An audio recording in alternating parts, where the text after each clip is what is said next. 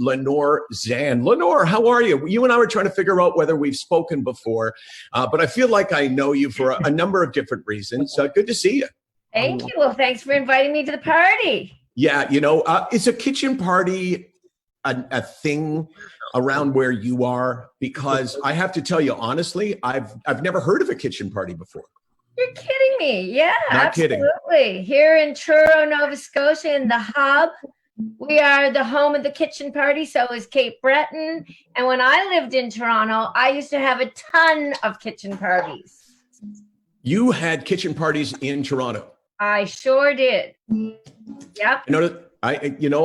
This is my first experience with it, and I'm loving it so far. Although, the whole idea of the party during the pandemic is kind of outdated. But wow, I want to talk to you about some of the things that you've been experiencing.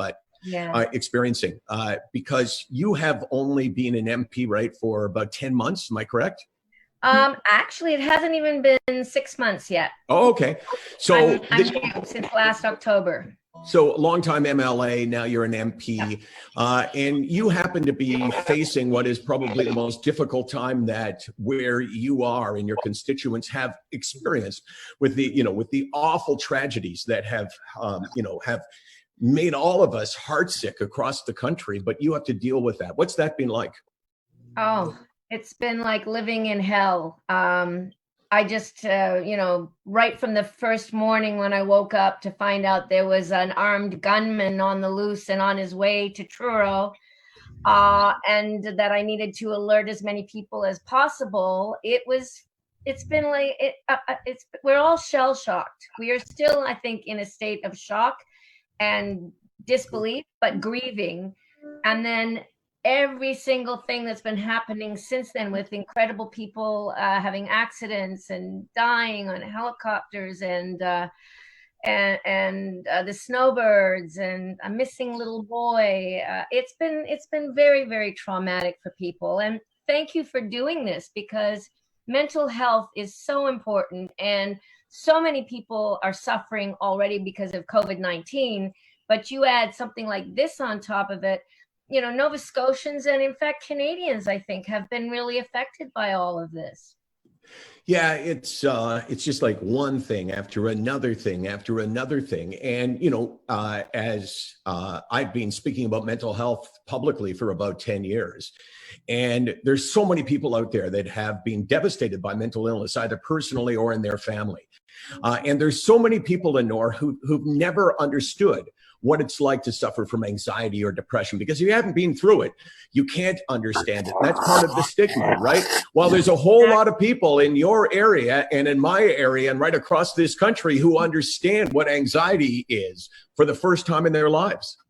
Sometimes things like this trigger people who have suffered from it before. Yeah. And so it brings back, it's like post-traumatic stress, really.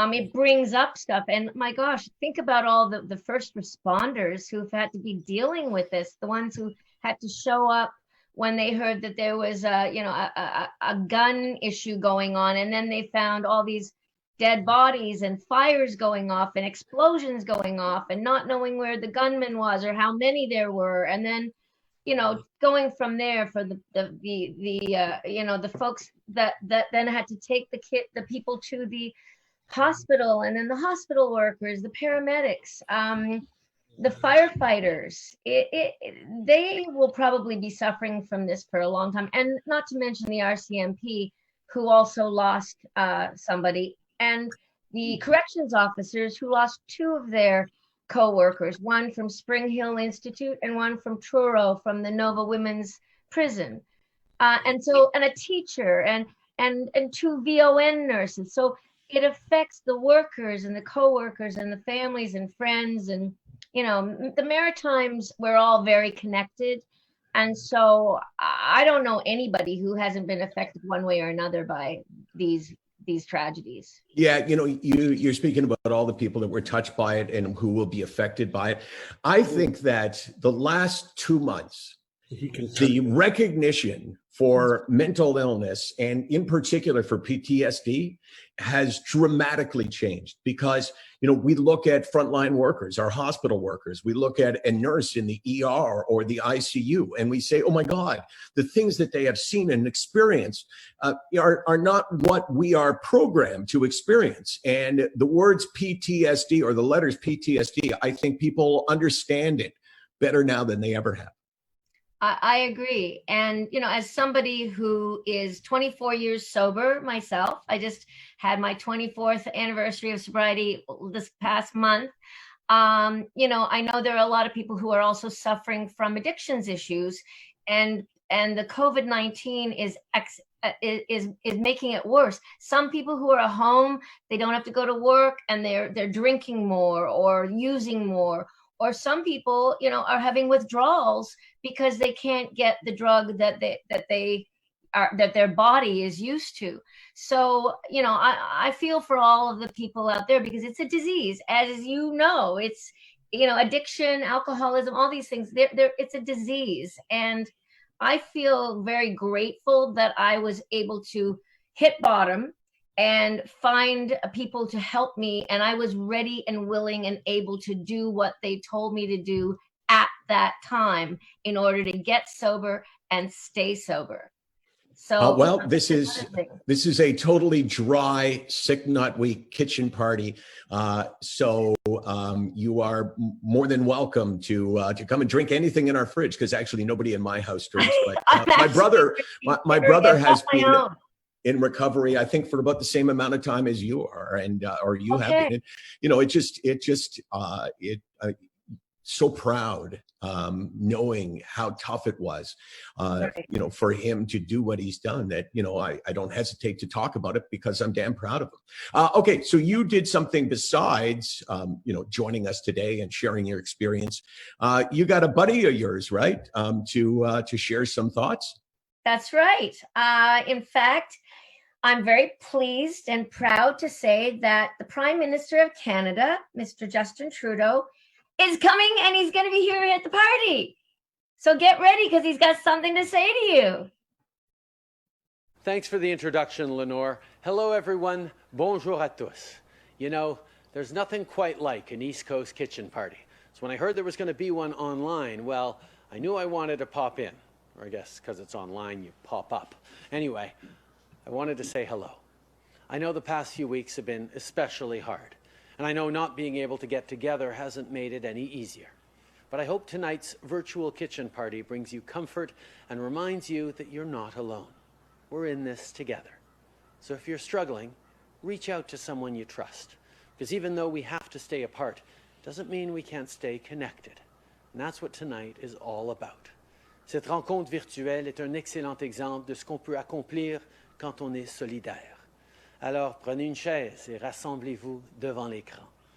Before I sign off, a big thank you to Michael Landsberg and Sick Not Week for bringing us all together. And to all the musicians, athletes, and entertainers who gave up their time, thank you.